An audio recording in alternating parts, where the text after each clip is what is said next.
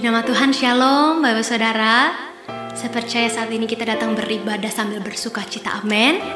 Saya percaya ada kasih Tuhan, kesetiaan Tuhan yang terus Dia nyatakan buat kehidupan setiap kita. Dan saya percaya Roh Kudus yang sama hadir di tengah keluarga Bapak Ibu Saudara, di setiap rumah-rumah, dimanapun Bapak Ibu Saudara berada. Saya percaya Roh Kudus siap memberikan sesuatu yang baru. Roh Kudus siap menyegarkan jiwa setiap kita. Mari sama-sama datang mengucap syukur di hadapan Tuhan. Mari Bapak Saudara naikkan ucapan syukur. Mari mulai perkatakan terima kasih Tuhan. Tuhan Yesus baik buat kehidupanku. Engkau baik buat keluarga. Yuk mengucap syukur.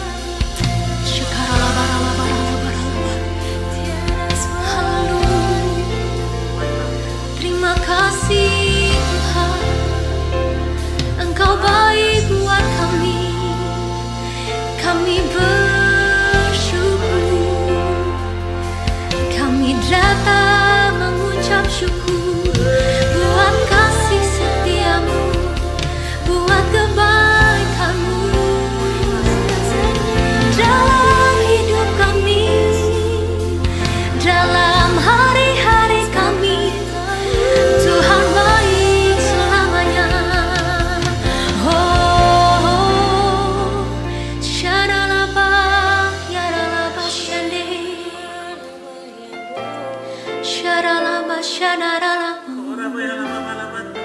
terima kasih Tuhan.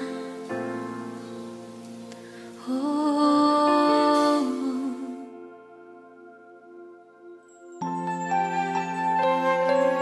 kami percaya Engkau setia.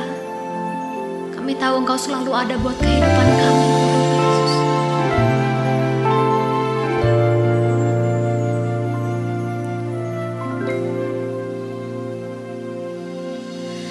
Meskipun tak ku mengerti apa yang ku alami, namun ku yakin Tuhan punya rancangan terbaik. Pertolonganku datang darimu, Yesus yang ku percaya.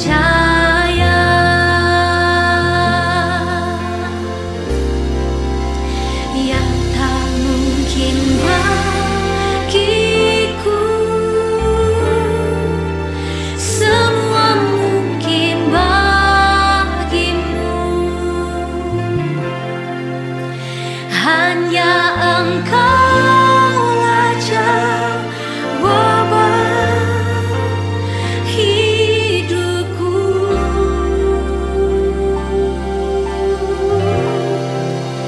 Yang tak pernah ku lihat dan tak pernah ku pikirkan,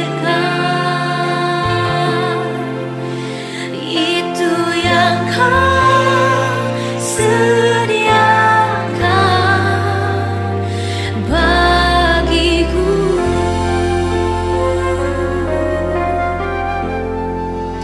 Oh,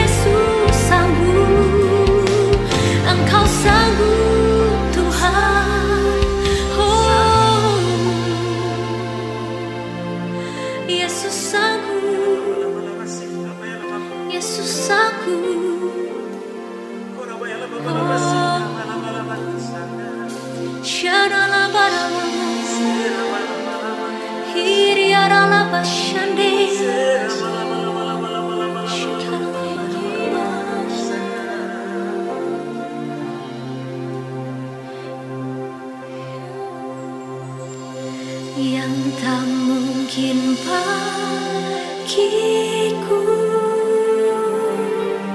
semua mungkin bagimu. Hanya Engkaulah jawaban hidupku.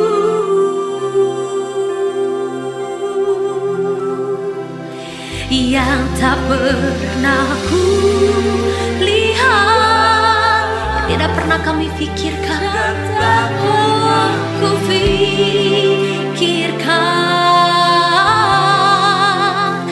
Itu yang Kau sediakan bagiku. Mari lebih sungguh sambil angkat kedua tangan kita. Yang tak mungkin bagiku, semua mungkin bagimu Tuhan. Hanya Engkaulah jawaban hidupku. Pernyatakan dengan iman percaya. Yang tak pernah ku lihat dan tak pernah ku pikirkan, itu yang Kau sediakan bagiku. Mari sekali lagi, yang tak mungkin buat kami,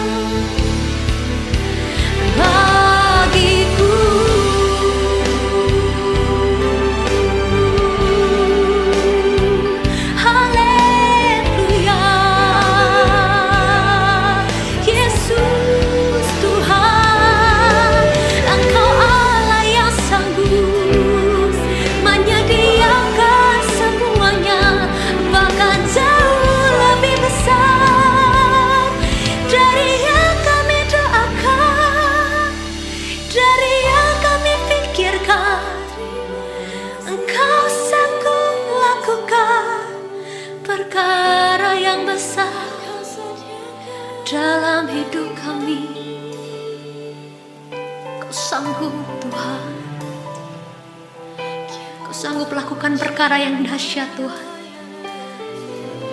Dengan iman kami perkatakan, kami percaya apa yang tidak pernah kami lihat, yang tidak pernah timbul dalam hati kami, yang tidak pernah kami dengar Tuhan. Engkau Allah yang sanggup memberikan jauh lebih besar, jauh lebih indah, jauh lebih dahsyat dari yang kami doakan Tuhan. Kami percaya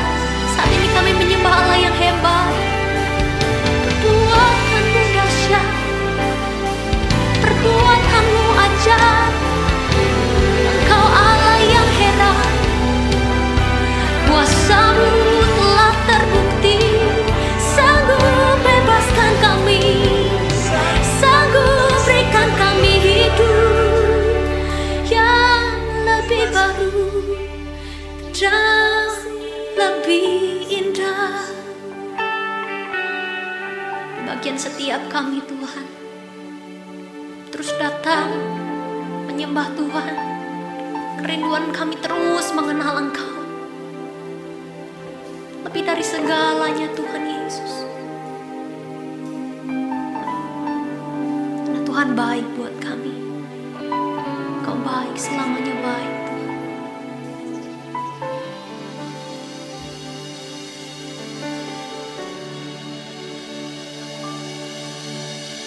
Karena semua yang baik dalam hidupku itulah karyamu. Kau beri kesempatan yang baru, dan ku ingin mengenalmu Tuhan lebih dalam dari semua yang ku kenal. Tiada kasih yang melebihimu. Ku ajak untuk menjadi penyembahmu. Sama-sama katakan, dan ku ingin mengenalmu Tuhan lebih dalam dari semua yang ku kenal. Sebab tiada kasih yang melebihimu. Ku ada untuk menjadi penyembahmu. Karena semua yang baik, karena semua yang baik dalam hidupku itulah karyamu. Kau beri kesempatan yang baru, karena semua yang baik dalam hidupku itulah karyamu. Beri kesempatan yang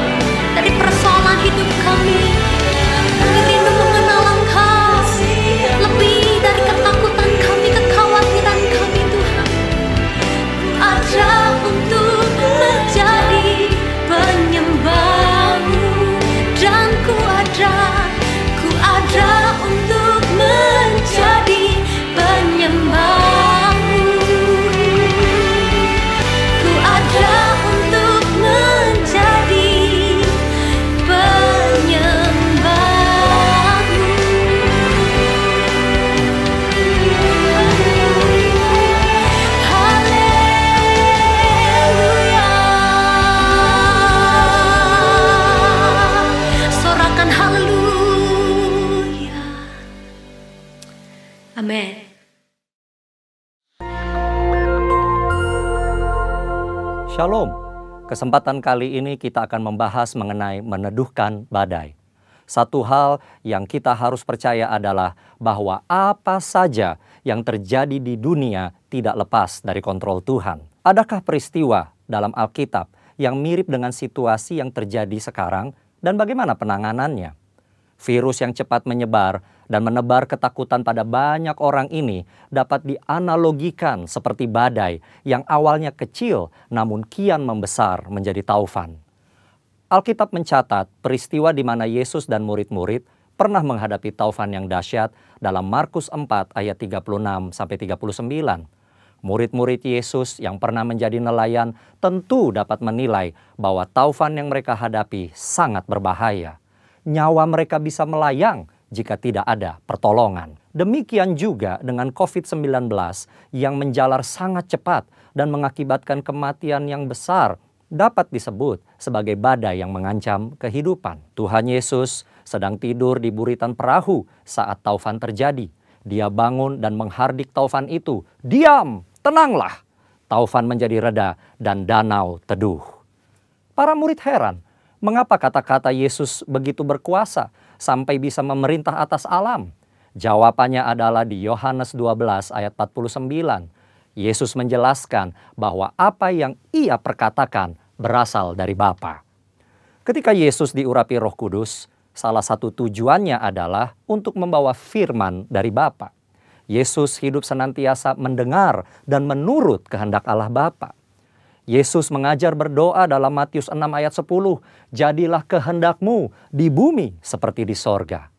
Tidak mengherankan ketika Yesus memerintahkan angin taufan untuk diam, angin itu pun taat kepada perkataan Yesus yang berasal dari Bapa. Yesus memberi teladan bagaimana gereja harus hidup dan bertindak, yaitu mendengar firman dari Bapa yang disampaikan oleh Roh Kudus.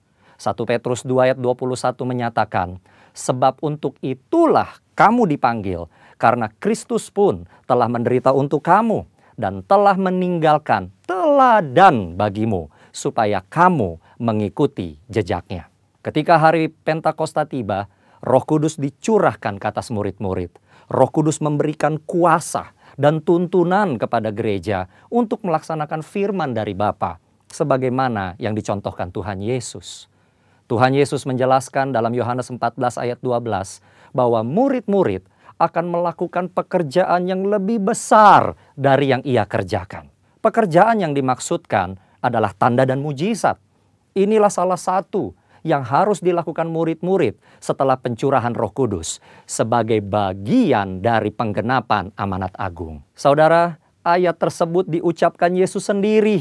Murid-murid adalah orang berdosa yang menerima anugerah keselamatan untuk memberitakan keselamatan itu ke seluruh dunia.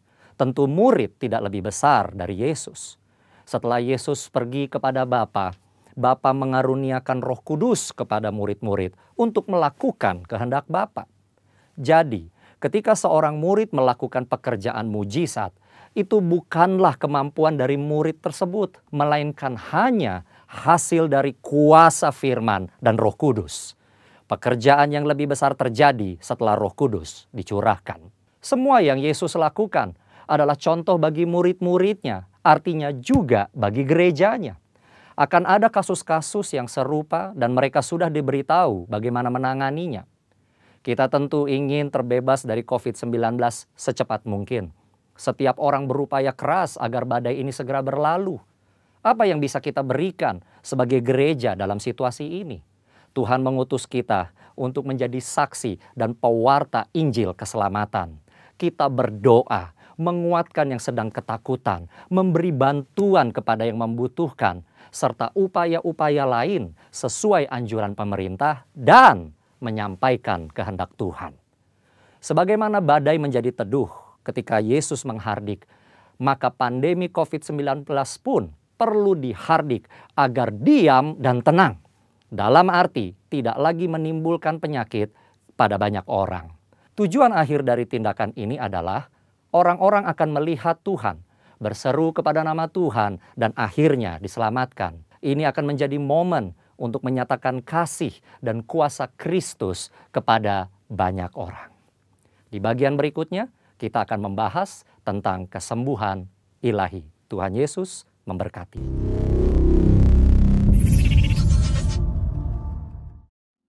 Nah, shalom saudara yang kasih Tuhan. Saya percaya kita semua bersuka cita hari ini. Bagaimana kabar saudara pada pagi hari ini? Saya berdoa setiap kita semua disertai Tuhan, dilindungi Tuhan, dan diberikan kesehatan yang terbaik untuk kita semua. Saudara, tetap hidup sehat, jaga kebersihan, dan jaga jarak. Yang bisa bekerja di rumah, biarlah saudara tetap bekerja di rumah. Mari kita sukseskan program daripada pemerintah. Saya percaya bangsa kita Indonesia segera disembuhkan oleh Tuhan. Nah saudara yang kasih Tuhan, dalam kondisi yang sekarang sedang terjadi hari-hari ini mengenai COVID-19, ada hal-hal yang kita harus lakukan. Yang pertama adalah doa, yang kedua adalah doa, yang ketiga adalah doa. Jangan pernah berhenti untuk berdoa. Saya percaya doa orang benar bila dengan yakin doakan sangat besar kuasanya. Tuhan pasti mendengar dan menjawab doa-doa kita semua. Jangan menyerah dengan keadaan dan jangan pasrah, tapi bangkit dan doa. Yang setuju katakan amin. Nah saudara yang kasih Tuhan, tetap berdoa setiap hari dari rumah masing-masing. Dan jangan lupa setiap hari jam 9 malam kita berdoa bersama-sama. Doa 5 menit, boleh lebih tapi jangan kurang. Ayo kita berdoa untuk Indonesia. Berdoa Indonesia bebas daripada COVID-19. Berdoa untuk pemerintah kita. Berdoa untuk teman-teman kita, saudara-saudara kita yang sakit. Berdoa untuk semua supaya Indonesia kembali pulih. Nah saudara, dan jangan lupa setiap hari baca Alkitab. Saya percaya waktu kita cukup banyak hari-hari ini. Mari baca Alkitab yang banyak. Saya percaya 10 pasal itu sangat mudah kita selesaikan. Kenapa? Karena dengan baca firman Tuhan, saya percaya Tuhan akan menguatkan kita semuanya. Dengan baca Alkitab, kita akan punya iman yang kuat. Karena iman timbul karena pendengaran akan firman Kristus. Banyak pertanyaan yang belum ada jawabannya hari-hari ini. Banyak kejadian yang kita tidak mengerti hari-hari ini. Tapi satu hal yang saya percaya, Tuhan Yesus adalah Allah yang setia. Dia tidak pernah meninggalkan umatnya, tidak pernah meninggalkan saudara dan saya. Dia berkata, sekalipun kau dalam lembah yang kelam, aku beserta dengan kamu. Nah saudara yang kasih Tuhan, mari hari ini saya ingin menyampaikan pesan Tuhan dari kitab Yohanes, pasal yang ke-21, ayat 1 sampai 19. Di situ perikopnya Yesus menampakkan diri kepada murid-muridnya di pantai Danau Tiberias. Di ayat 1 dikatakan, kemudian Yesus menampakkan diri lagi kepada murid-muridnya di pantai Danau Tiberias dan ia menampakkan diri sebagai berikut. Nah saudara, di situ ada murid-murid Tuhan Yesus, ada Simon, Petrus, Thomas, Didimus, Nathanael, anak-anak Zebedeus dan 2 murid yang lain. Tiba-tiba Petrus berkata, aku ingin kembali nangkap ikan. Saudara, dan 6 temannya berkata, Petrus, kami juga ikut. Semuanya mereka nangkap ikan, saudara. Dan mereka adalah nelayan-nelayan yang profesional, keturunan nelayan, saudara. Tapi sejak mereka jumpa Yesus, mereka tinggalkan pekerjaan mereka. Tapi setelah Yesus mati di atas kayu salib, mereka rencana ingin kembali nangkap ikan lagi. Saudara yang kasih Tuhan, semalam-malaman mereka menangkap ikan. Dan mereka tahu mereka harus menangkap ikan di tempat yang dalam dan malam hari. Tapi apa yang terjadi? Alkitab mencatat semalam-malaman mereka nggak dapat apa-apa, saudara. Hari mulai siang, matahari mulai terbit, perahu mereka sudah mulai mampir, nempel dekat di pantai, saudara, sudah dekat jaraknya. Nah saudara, lagi beresin jala, saudara, tiba-tiba Yesus muncul di situ. Tapi tidak seorang pun yang mengenali bahwa itu Yesus. Tuhan bertanya begini, hai anak-anak, adakah lauk pauk padamu? Dan mereka menjawab, tidak ada. Lalu Tuhan berkata, tebarkanlah jala di sebelah kanan perahumu. Saudara, waktu mereka mendengar perintah ini, saudara mungkin saudara ya, namanya juga murid gitu saudara ya. Mungkin Petrus pernah ingat, ada pernah perintah seperti ini. Mungkin dia juga berkata begini, kemarin semalam-malaman saya belasan kali, puluhan kali menebarkan jala, gak dapat apa-apa. Tapi nggak ada salahnya lah, saya coba sekarang. Mereka taat, saudara. Dan apa yang terjadi? Mereka menangkap 153 ekor ikan yang besar-besar. Apakah ini mujizat? Betul, ini mujizat. Di tempat yang dangkal, di waktu yang tidak tepat, yaitu siang hari, mereka bisa dapat berkat 153 ekor yang besar-besar. Saudara, ini mujizat. Apa alasannya? Bisa di tempat yang kurang tepat, di waktu yang tidak tepat, mereka diberkati dengan luar biasa. Alasannya sangat simpel, karena Yesus hadir di situ.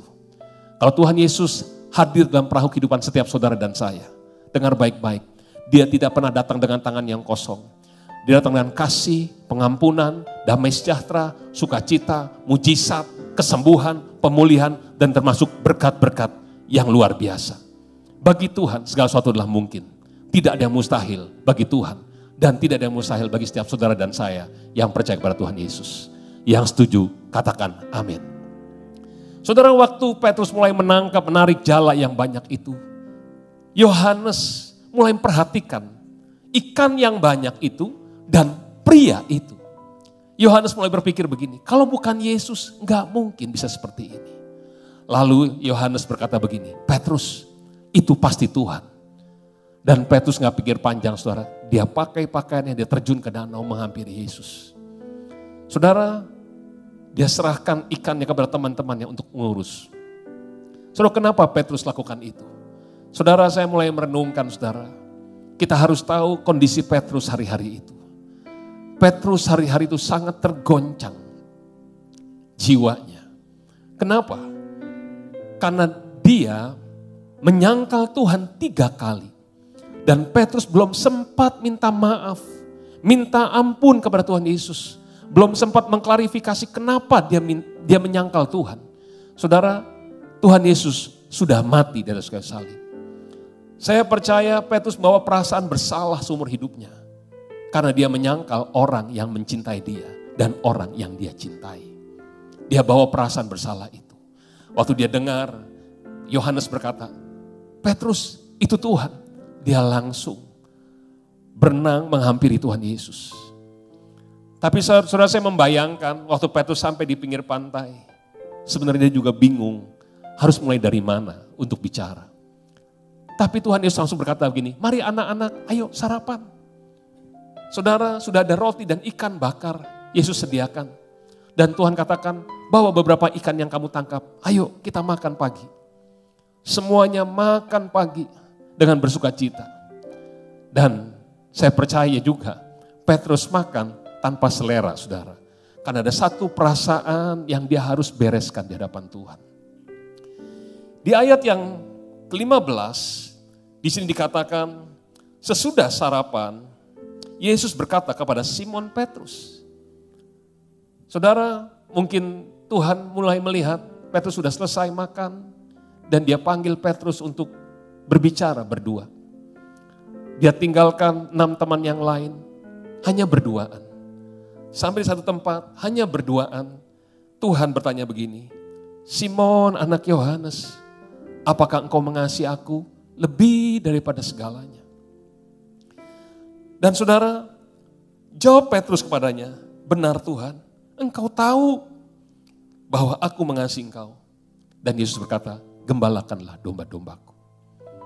Saudara, lalu gak lama kali kemudian Tuhan tanya lagi kepada Simon Petrus. Dia katakan, Simon anak Yohanes, apakah engkau mengasihi aku?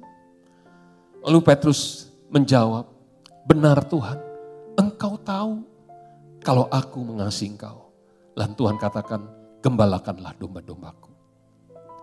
Lalu gak lama kemudian saudara, untuk kali ketiga, Tuhan tanya kembali, Simon anak Yohanes, apakah engkau mengasihi aku?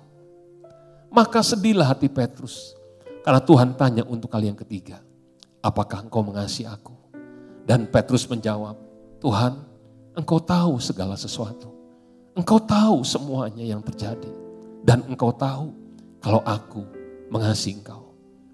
Lalu Tuhan menjawab, gembalakanlah domba-dombaku. Nah saudara, di tempat ini, Petrus dipulihkan oleh Tuhan. Saudara, saya ingin bersaksi, saya juga punya pengalaman dengan ayat ini. Firman Tuhan ini sangat hidup, sangat dahsyat dan luar biasa, memulihkan hidup saya juga. Saudara, saya ingin cerita apa yang saya alami tahun 98, saudara. Waktu terjadi kerusuhan di Indonesia, termasuk kota kita Jakarta. Saudara, saya ingat waktu itu kami juga nggak bisa ke gereja. Gereja libur semuanya. Mungkin sama kejadian dengan hari-hari ini. Semua orang banyak bertanya, kenapa terjadi seperti ini Tuhan? Kalau hari ini kita tanya, kenapa Tuhan COVID-19 terjadi atas Indonesia? Kenapa gerejamu harus libur? Saudara, 98 waktu terjadi kerusuhan, singkat cerita saudara, rumah kami, saya tinggal bersama dengan orang tua saya, rumah kami kena jarah saudara. Bersih semuanya. Mau tahu yang hilang? Bumbu dapur, merica, hilang semuanya. Apalagi yang lebih mahal daripada itu. Wah saudara, waktu itu kami semua tergoncang. Saya tergoncang saudara. Saya bingung. Saya sudah berdoa, sudah lakukan banyak hal. Tapi kenapa Tuhan masih kena? Saudara, maunya jujur dalam hati saya. Maunya rumah saya kalau di tengah, rumah saya di tengah ini. Yang kiri kanan kena jarah, yang di tengah enggak maunya gitu saudara. Tapi yang terjadi kenyataannya adalah yang tengah kena, yang kiri kanan malah enggak kena. Karena masih tanah kosong saudara waktu itu. Saudara, saya bingung saudara. Wah pasti ada perkataan-perkataan yang menguatkan, menghibur. Tapi juga perkataan-perkataan yang berkata negatif juga ada saudara. Mungkin ada dosa kali kamu gitu loh. Mungkin ada kesalahan yang kamu harus bereskan. Wah banyak saudara yang kadang-kadang membuat kita jadi tambah down. Saya nggak lupa waktu itu saya berdoa, saya harus menginap di rumah teman saya di Kelapa Gading. Saya ikut berdoa di sana. Tapi saya bilang, jangan suruh saya doa. Saya bilang, saya nggak bisa doa, tapi saya mau ikut doa, saya bilang gitu. Waktu teman-teman saya sedang berdoa, saya doa sendiri. Saya bilang gini sama Tuhan, Tuhan kasih tahu dosa saya Tuhan. Saya mau bertobat Tuhan. Kenapa ini terjadi Tuhan? Dalam hidup saya, kenapa terjadi di rumah saya Tuhan, terjadi penjarahan. Saudara saya tunggu Tuhan, saya coba diam. Saudara tiba-tiba saya dengar, di hati saya ada suara berkata begini, Benny, apakah engkau mengasihi aku lebih daripada segalanya? Saudara saya gak pikir panjang, langsung jawab, saya bilang, ya iyalah Tuhan, saya mengasihi engkau. Lalu Tuhan bilang gini, gembalakanlah domba-dombaku. Waktu saya dengar ayat ini, langsung saya ingat, ini rasanya Yohanes 21. Seperti Tuhan ngomong kepada Petrus. Oleh sebab itu saya coba tunggu lagi. Apakah akan ada suara yang berikutnya yang bicara pada saya? Betul saudara. Tidak lama kemudian saya dengar lagi suara. Ben, apakah engkau mengasihi aku? Langsung saya jawab lagi. Ya iyalah Tuhan. Kalau saya mengasihi Tuhan, lalu Tuhan katakan, gembalakanlah domba-dombaku. Lalu saya coba lagi tunggu, apakah ada suara yang ketiga, sama seperti di Alkitab. Dan ternyata betul saudara, muncul lagi suara yang ketiga. Ben, apakah engkau mengasihi aku? Maka saudara, seperti Alkitab tulis, sedihlah hati Petrus. Saya bukan mau ikut-ikutan sedih saudara, tapi betul-betul sedih juga. Sedih hati saya karena Tuhan tanya untuk kali yang ketiga. Saya coba ingat, saya coba pikir satu peristiwa yang membuktikan saya cinta Tuhan. Tapi yang saya ingat hanyalah dosa-dosa yang saya buat. Kesalahan, pelanggaran, pemberontakan, ketidaktaatan, hidup yang penuh dengan dosa. Itu yang muncul semuanya saudara. Saya sedih saudara di hadapan Tuhan. Dan saya bilang, Tuhan engkau tahu segala sesuatu. Engkau tahu masa lalu saya. Engkau tahu dosa-dosa yang saya buat. Tapi kalau Tuhan tanya hari ini apakah saya mengasihi Tuhan? Saya bilang, Tuhan engkau tahu kalau saya mengasihi Tuhan. Lalu Tuhan katakan, gembalakanlah domba-dombaku. Dia berkata gini sama saya, kamu pikir Petrus tidak sayang padaku kan? Karena dia menyangkal aku. Tuhan katakan, Petrus sangat mengasihi aku. Bahkan waktu aku ditangkap, Petrus tetap ikut sampai di rumah Imam Kayafas. Lalu di situ tiba-tiba ada seorang hamba perempuan kecil bertanya, engkau pasti pengikutnya kan? Logatnya sama, pasti engkau muridnya. Petrus ketakutan. Kenapa? Karena Petrus melihat waktu aku dipukul, dianiaya, aku tidak berdaya apa-apa. Petrus berpikir dalam dirinya sendiri, kalau Tuhan tidak bisa tolong dirinya sendiri, bagaimana dia tolong saya? Oleh sebab itu Petrus harus menyelamatkan dirinya. Dia sangkal aku 3 kali, kata Tuhan. Lalu Tuhan bilang gini sama saya, bukankah keadaanmu sama seperti Petrus? Sebelum rumahmu kena jarah, engkau sudah berdoa, engkau sudah berseru kepadaku. Tapi seolah-olah aku tidak sanggup tolong kamu. Dan Tuhan bilang gini sama saya, aku mau pada akhir zaman ini, gerejaku, umatku, lagi ditolong atau tidak ditolong, lagi diberkati atau tidak diberkati, tetap mengasihi aku di atas segala-galanya. Saudara, hari itu saya dipulihkan oleh Tuhan. Saya bilang, Tuhan, apapun yang terjadi, ke depan ini, saya akan terus setia melayani Tuhan. Saya akan terus untuk taat kepadamu. Kenapa?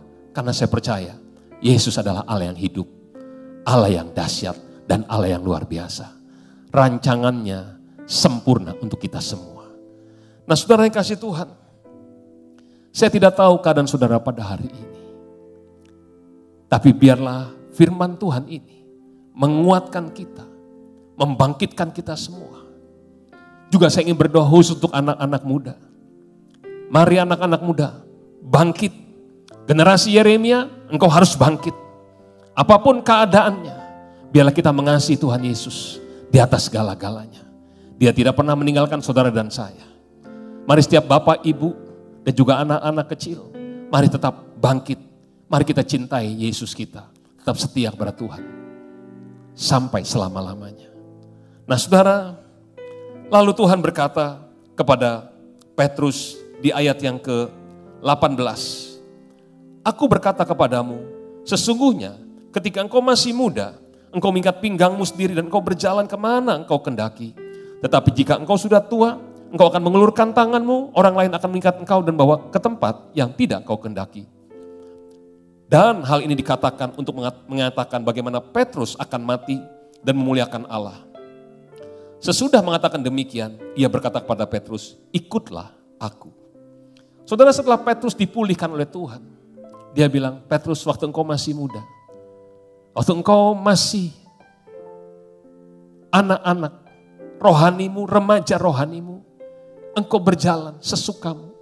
Tapi waktu engkau mulai tua, mulai dewasa, mulai mengenal Tuhan lebih dan lebih lagi, engkau akan mengulurkan tanganmu, engkau akan diikat dan berjalan ke tempat yang engkau tidak kendaki. Artinya waktu kita menjadi dewasa secara rohani, tua secara rohani, saudara, kita bukan lagi berjalan seperti apa yang kita mau, tapi kita akan berjalan seperti yang Tuhan mau. Yang setuju, katakan amin.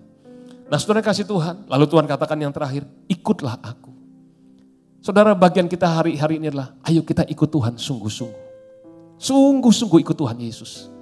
Hidup sesuai dengan firman Tuhan. Intim dengan Tuhan. Banyak mengucap syukur, berdoa kepada Tuhan. Dan Tuhan katakan, gembalakanlah domba-dombaku. Artinya saudara, untuk setiap saudara dan saya yang sudah dipulihkan, mari kuatkan saudara-saudara kita yang lain. Supaya mereka tidak lemah, tapi mereka kembali bangkit. Nah saudara yang kasih Tuhan, terakhir saya ingin tutup. Ada satu kalimat yang sangat menghancurkan hati Petrus. Yang justru juga memulihkan hati Petrus. Yaitu waktu Tuhan Yesus bertanya begini, Simon anak Yohanes, apakah engkau mengasihi aku? Lebih daripada segalanya. Saudara, ini pendapat saya. Seharusnya yang bertanya ini harusnya Petrus. Harusnya Petrus yang bilang gini, Tuhan, apakah engkau mengasihi aku? Petrus pasti pengen tahu, apakah Tuhan masih mengasihi dia setelah Petrus menyangkal Tuhan 3 kali. Setelah Petrus mengkhianati Tuhan. Tapi Petrus tidak punya keberanian untuk tanya itu. Dia takut Tuhan marah. Dia takut Tuhan berkata, kamu gak ngaca ya nanya-nanya kayak gitu. Tapi justru yang tanya adalah Tuhan Yesus. Saudara, bukankah ini ajaib? Saudara, salahkah kalau saya tafsirkan di balik pertanyaan Tuhan Yesus itu? Simon anak Yohanes, apakah kau mengasihi aku? Di balik pertanyaan itu sebenarnya Tuhan berkata, atau Tuhan berharap untuk tetap dicintai oleh Petrus. Dia berkata, Petrus, tetap cintai aku seperti dulu. Tetap cintai aku seperti sebelum engkau menyangkal aku. Saya percaya Petrus waktu diminta seperti itu, hancur hatinya, hancur hatinya. Nah saudara, hari ini pertanyaan yang sama juga ditanyakan kepada setiap saudara dan saya. Dia panggil nama kita masing-masing seperti dia panggil nama Petrus. Dia manggil Simon anak Yohanes. Dia panggil nama saya, Beni Gunawan. Apakah engkau mengasihi aku lebih daripada segalanya? Nah saudara, mari kita tundukkan kepala semua. Kita akan berdoa. Tuhan, aku tahu Engkau ada bersama-sama dengan kami selalu. Tuhan Yesus, lihat setiap anak-anak-Mu. Jamah setiap anak-anak-Mu saat ini Bapa. Jamah Tuhan. Curahkan kasih-Mu ya Tuhan. Curahkan kasih-Mu ya Bapa. Pulihkan setiap hati kami. Sembuhkan sakit kami Tuhan. Tuhan, terima kasih Bapa. Terima kasih Yesus. Terima kasih Roh Kudus. Terima kasih. Yesus. Yesus. Kau berarti bagiku. Yesus. Yesus, Kau segalanya bagiku. Yesus, Yesus, Kau berarti bagiku.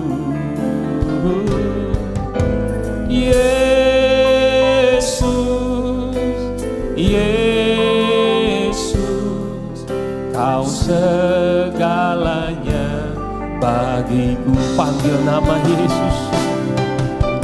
Yesus, Yesus, Kau berarti bagiku.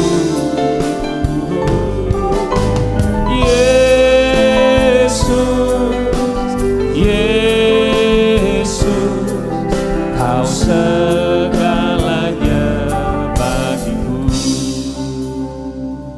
Mari tetap pejamkan matamu saat ini. Mari kita renungkan firman Tuhan. Mungkin saat ini kau sedang ketakutan. Sama seperti Petrus pernah takut waktu menghadapi goncangan. Sama seperti saya pernah takut waktu menghadapi goncangan. Tapi satu hal saya ingin beritahu pada setiap saudara. Tuhan Yesus tidak pernah meninggalkan saudara dan tidak pernah meninggalkan saya. Dia tidak pernah berubah dulu, sekarang, bahkan sampai selama-lamanya. Mari sekarang ini saudara, taruh tanganmu di dadamu dan jawab apa yang Tuhan tanya saat ini. Dia tanya kepada saudara semua dan kepada saya. Seperti dia tanya kepada Petrus, dia katakan, Simon anak Yohanes, apakah engkau mengasihi aku? Apapun yang sudah terjadi hari-hari ini, mari saudara, kita katakan pada Tuhan Yesus. Katakan, Tuhan, kalau kami semua mengasihi Tuhan. Katakan, Tuhan, Engkau tahu Tuhan. Engkau tahu Tuhan kalau aku mengasihi Tuhan. Engkau tahu ya Tuhan kalau aku selalu mengasihi-Mu Tuhan. Tuhan, aku cinta padamu Tuhan. Tuhan Yesus, jamah setiap kami semua. Jamah setiap anak-anak-Mu ya Tuhan, dimanapun mereka berada saat ini. Biar kasih-Mu mengalir ya Tuhan, memenuhi kami semua. Tuhan, angkat segala ketakutan, angkat segala kekecewaan. Angkat Tuhan, segala kebimbangan ya Tuhan. Tuhan, Engkau hadir bersama-sama dengan kami. Peluk setiap kami semua ya Tuhan. peluk setiap kami semua ya Tuhan. Jamah Tuhan. Sembuhkan yang sakit saat ini Bapa. Sembuhkan yang sakit ya Tuhan, apapun sakitnya Bapa. Sembuhkan ya Tuhan. Kami berdoa saat ini di dalam nama Yesus. Bagi saudara yang sakit secara fisik, jadilah sembuh. Apapun sakitmu, jadilah sembuh. Dalam nama Yesus, jantung sembuh, paru-paru sembuh, bebas daripada segala virus dalam nama Yesus. Virus Corona, COVID-19, kami tolak dalam nama Yesus. Jadilah sembuh dalam nama Yesus. Ginjal, usus, lambung, empedu, sehat, sembuh dalam nama Yesus. Sakit batuk, flu, sakit kepala, pusing, dalam nama Yesus hilang, sembuh. Sesak nafas, dalam nama Yesus hilang, sembuh dalam nama Yesus. Saraf kejepit, sembuh dalam nama Yesus. Tulang, perkapuran, hilang, sembuh dalam nama Yesus. Otak disembuhkan dalam nama Yesus. Mata, telinga, hidung, tenggorokan, dalam nama Yesus sembuh. Semuanya sehat, sembuh. Diabetes dalam nama Yesus hilang, sembuh. Kolesterol normal dalam nama Yesus. Asma dalam nama Yesus hilang, sembuh dalam nama Yesus. Semua penyakit-penyakit yang lain sembuh dalam nama Yesus. Autoimun sembuh dalam nama Yesus. Tumor, kista, miom, kanker dalam nama Yesus hilang, sembuh. Stroke sembuh dalam nama Yesus. Kami percaya padamu Yesus, kau tidak pernah berubah. Kuasa-Mu nyata Tuhan. Kami terus bangkit dan kami terus berdoa sampai mujizat kesembuhan terjadi atas umat-Mu ya Tuhan. Terima kasih banyak Bapa. Pulihkan keluarga-keluarga ya Tuhan. Pulihkan setiap rumah tangga demi rumah tangga ya Tuhan. Pulihkan setiap hubungan suami istri Tuhan, orang tua dan anak Tuhan. Pulihkan semuanya Bapa. Terima kasih Tuhan. Yesus, Yesus, Kau berarti bagiku. Yesus, Yesus, Kau segalanya bagiku. Panggil nama Yesus. Yesus, Yesus, Kau berarti bagiku. Yesus, Yesus, Kau segalanya bagiku. Hamba-Mu juga berdoa Tuhan untuk siap keuangan daripada umat-Mu ya Tuhan. Tuhan berkati. Tuhan berkati Tuhan. Berikan ide, berikan hikmat Tuhan. Bagi mereka yang wira swasta, mereka yang bekerja, Tuhan berkati Tuhan. Buka jalan untuk semuanya. Tuhan terima kasih. Tutup bungkus keluarga demi keluarga yang dari Yesus. Biar sisi keluarga semuanya diselamatkan, dipulihkan, disembuhkan, diberkati. Mengalami mujizat-Mu Tuhan. Tuhan terima kasih banyak Bapa. Mereka yang sedang mencari pekerjaan Tuhan berikan yang terbaik untuk mereka. Berikan Tuhan ketenangan ya Tuhan. Damai sejahtera yang berlimpah-limpah. Terima kasih Bapa. Terima kasih Tuhan Yesus. Terima kasih Roh Kudus. Berapa banyak pada hari ini saudara yang kasih Tuhan, engkau berkata kepada Tuhan, Tuhan aku mau kembali lagi intim dengan Tuhan. Aku ingin dekat lagi dengan Tuhan. Aku gak mau lagi jauh daripada Tuhan. Aku mau hidup benar, hidup kudus di hadapan Tuhan. Aku mau bertobat ya Tuhan. Mari kalau ada saat ini, engkau yang berkata Tuhan, jamah aku Tuhan. Aku ingin dekat, ingin intim dengan Tuhan. Mari angkat tanganmu di hadapan Tuhan saat ini. Dan masing-masing mulai berdoa. Mari mulai berdoa. Tuhan jamah. Lihat tangan-tangan yang diangkat kepadamu Tuhan.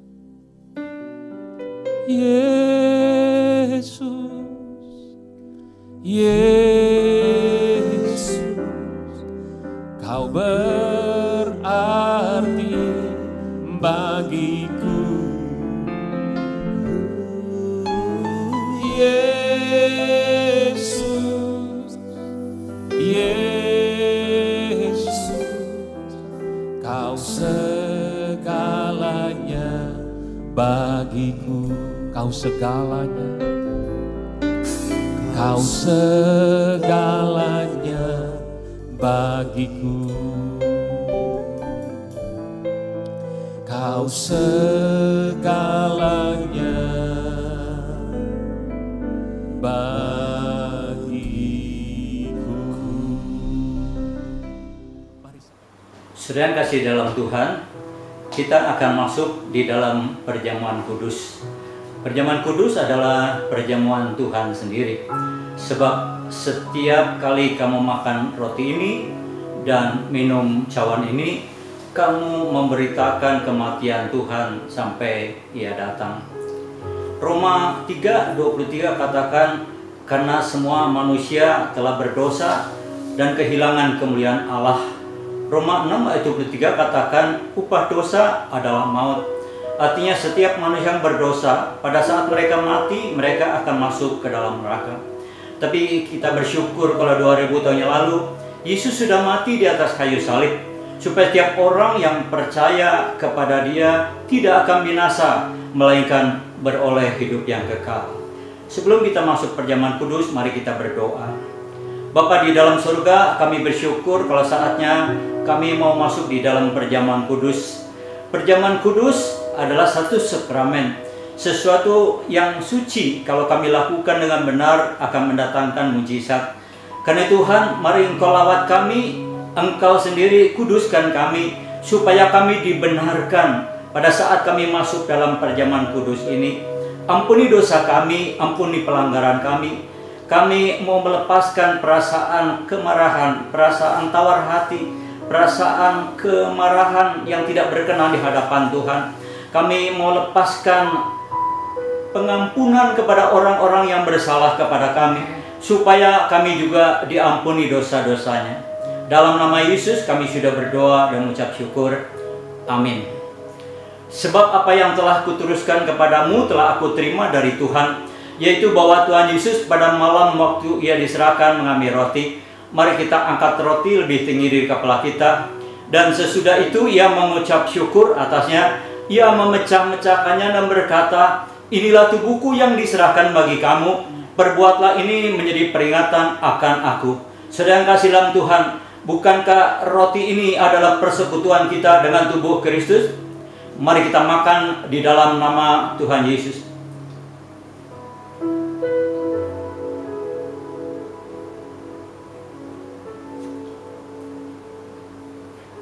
Kita angkat cawan minuman lebih tinggi dari kepala kita. Demikian juga yang mengambil cawan sesudah makan lalu berkata, cawan ini adalah perjanjian baru yang dimeteraikan oleh darahku. Perbuatlah ini setiap kali kamu meminumnya menjadi peringatan akan aku. Saudara kasih dalam Tuhan, bukankah cawan pengucapan syukur yang atasnya kita ucapkan syukur adalah persekutuan kita dengan darah Kristus? Mari kita minum di dalam nama Yesus.